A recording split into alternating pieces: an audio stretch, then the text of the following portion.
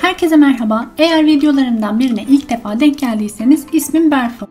Bir yıl boyunca defter yapımı sırasında ortaya çıkan atık kağıtları geri dönüştürerek yeniden kullanılabilir kağıtlar haline getirdim. Herkesin evinde de gerek e-ticaret faturaları olsun, gerek kullanılmış ajandalar olsun çöpe attığı kağıtlar mevcuttur.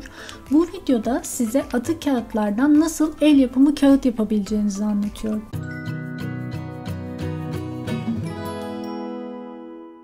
Kullandığım malzemeleri burada görebilirsiniz. Ben bu malzemeleri Instagram'da Medeniyet Hamuru hesabından set şeklinde aldım. Hala elinde kağıt yapma kiti var mı bilmiyorum ama hesap linkini açıklama kısmına ekliyorum. Öncelikle atık kağıtları ufak parçalara bölüp renklerine göre ayıralım. Bu tercih meselesi, hepsini karıştırıp da yapabilirsiniz. Burada bir ricam olacak. Lütfen denemek için hiç kullanılmamış kağıtları kırpıp kağıt yapmaya çalışmayın. Amacınız çöpe gidecek kağıtları yeniden kullanılabilir hale getirmek. Kağıt parçalarının olduğu kaba su koyup minimum 4-5 saat, tercihen bir gece suda bekletelim. Kağıtlar suda beklerken içindeki tutucu malzemeyi kaybettikleri için kağıtların sağlam olması adına nişasta ile tutucu malzeme hazırlayacağız.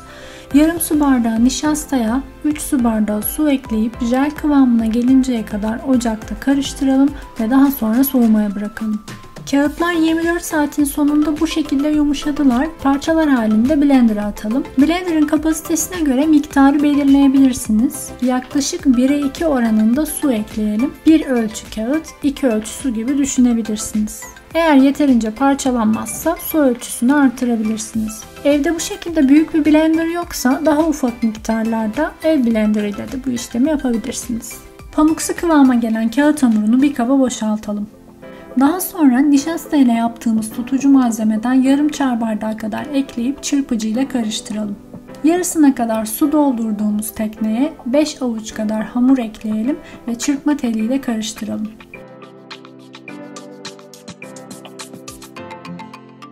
Eleği teknenin içine görüldüğü gibi daldırıp fazla sarsmadan yere paralel bir şekilde suyun süzülmesini bekleyelim.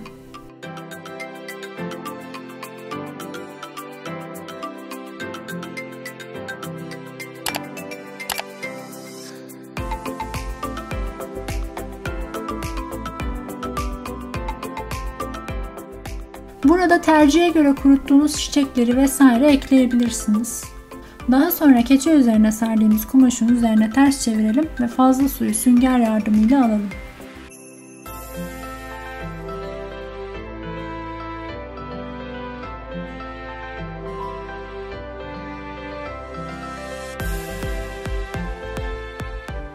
Eleği kaldıralım ve kağıdı kumaşla beraber çamaşırlığa asalım.